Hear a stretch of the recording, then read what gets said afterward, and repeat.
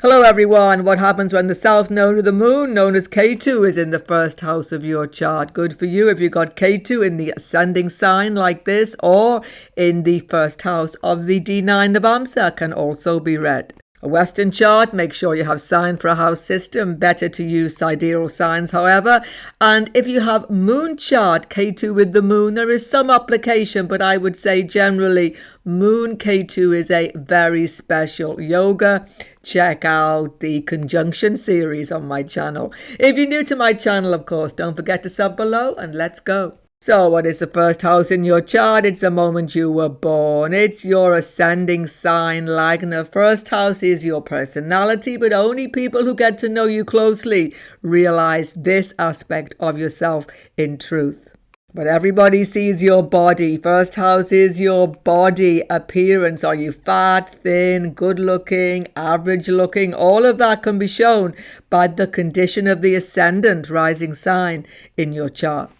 The ascendant is your brain, so how do you make decisions? How intelligent are you? And how do you make those big changes in your life? It's all seen from ascendant. Condition of our first house talks about getting lasting fame. As well as this, how popular are you? The ascendant tells us that story. Who is Ketu? Ketu is a south node of the moon, in the opposite sign to Rahu, who is the north node. Ketu is actually a headless being. He doesn't see anything material. He's totally spiritual. He represents keys, and he is the key to moksha, liberation. He's the only planet who will actually enable you to get free from this maya and illusion and to find the way out of this material prison house. But in addition to this, he is definitely a flag, a past life siddhi accomplishment wherever he is in your chart, which you need to understand deeply. He is also direct link to past life situation. Now, all of the planets represent past life karmas, but Ketu is like a wormhole in space. He's like a time warp. He directly takes you directly into your past life experience. Now, Ketu is very like Mangala. Like Mangala, he can lead an army. He's a very disciplined being when he is good in your chart, but completely lacking direction when he is afflicted. Ketu is angry, impatient, and extremely violent under affliction. And Ketu can give mathematical ability, technical ability with small machines like computers especially, and even astrological ability because he is terribly intuitive. He doesn't see anything externally. All of his knowledge comes from within. However, when afflicted, he can be a very separatist tendency. As I say, he can lead to disruption and even mistakes. When Ketu's in ascendant, he's extremely strong. Just like in the 4th, 7th, 10th house, in these Kendra houses, it's a switch point karmically. You are coming into this rebirth to start a whole new cycle of existence. But as I've just said, Ketu is that time warp to the past. So it's in your ascendant. Ketu is linking you to who you were before. You can't see that flag, accomplishment, past life situation from the house ever. You must see it from the sign. So please check on my channel, Ketu Karmas in all signs. I will put that video below for you as a link and again at the end. When you combine the in-depth information found in the sign, the Rasi, with the house position, you're really getting the deepest insight. On this video, I'm focusing on Ketu's house position. We're not looking at aspects like 5th, 9th aspect because in truth, he doesn't really have them because he hasn't got a head. Yes, he has an intuitive understanding here, as I've spoken about previous videos, but it's not really going to manifest Mahadasha. Far better to understand Ketu is headless. Planets are grahas, not just floating rocks in space. They have a real personality. However, Rahu, wherever Ketu is, has a full drishti aspect onto Ketu. He's obsessed. He's giving a full power here. Why is this happening? Because Rahu is all head, all eyes, and his biggest desire is going on to Ketu. There's so much to see when you have Ketu rising. You see, you have an intuition. You have an inner knowing. You are really present in a deep intuitive way rather than just materially. It all starts when you were born because this is the moment you were born. Now, let's be clear. Other planets conjunct Ketu, aspecting strongly, but especially in the first house, changes everything. But when you have Ketu alone in ascendant, especially at the moment of your birth, there was some unusual, even confusing circumstance, even some mistake might have been made. Ketu represents early childhood as well. You were a little like a lost child. You didn't know what you were doing, where you were going, who you were with. You were yearning to connect to others, but somehow you couldn't. You could have had a very good friend, close friendship, all of that. But inside you were different to the other kids, and you knew it. Other kids didn't understand you, and as you get older, most people won't understand you either. Even do you understand yourself? Occasionally, there is confusion about who you are, what you should be doing with your life, what's happening.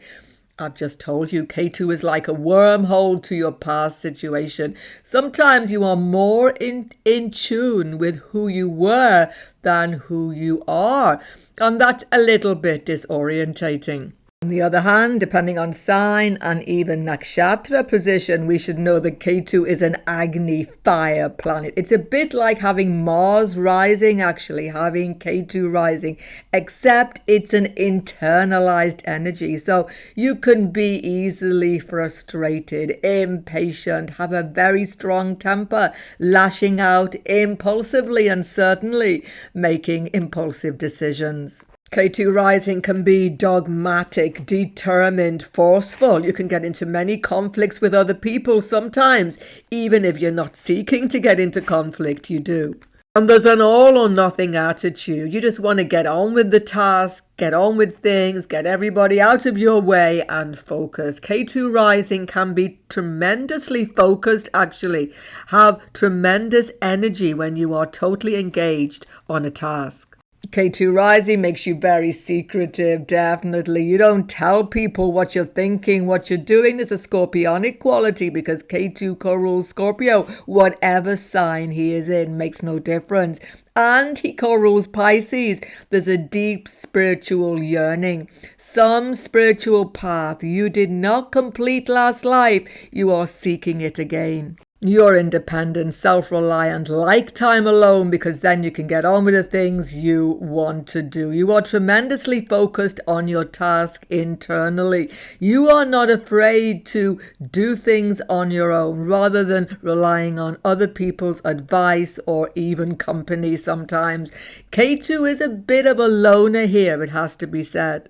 Ketu is in the first house, affecting appearance, how you dress, etc. Sometimes you don't bother with it all. You just can't be bothered making a big fuss over dress, or you can just wear same things a lot, something such as that.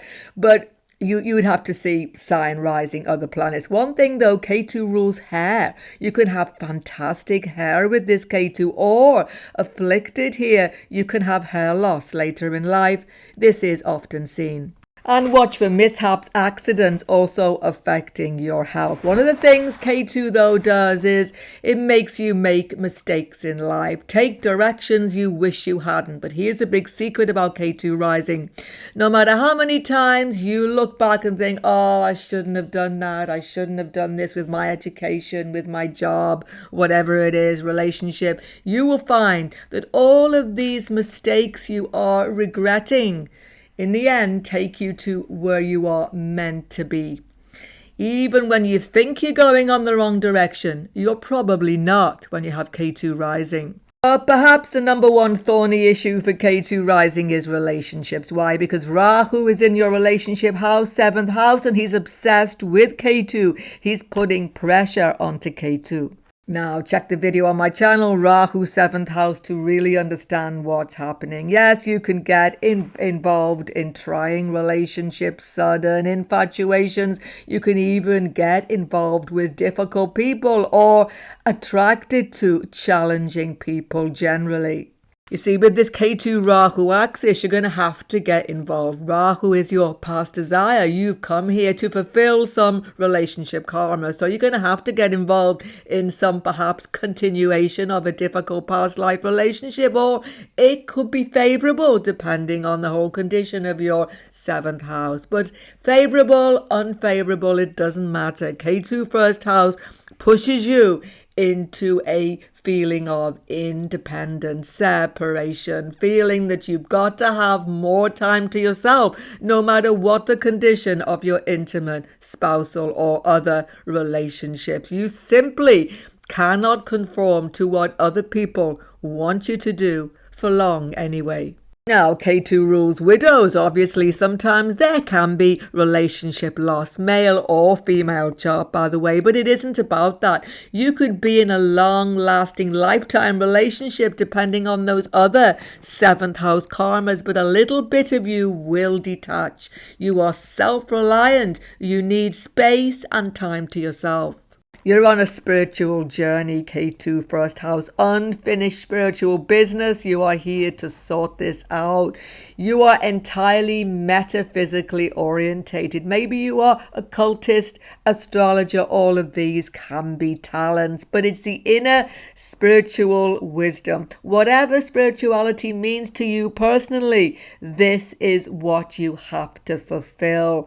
That the more you try to fulfill relationship karma, compromising, meeting people halfway, you'll be very good at this. You will lose something of your inner purpose every time.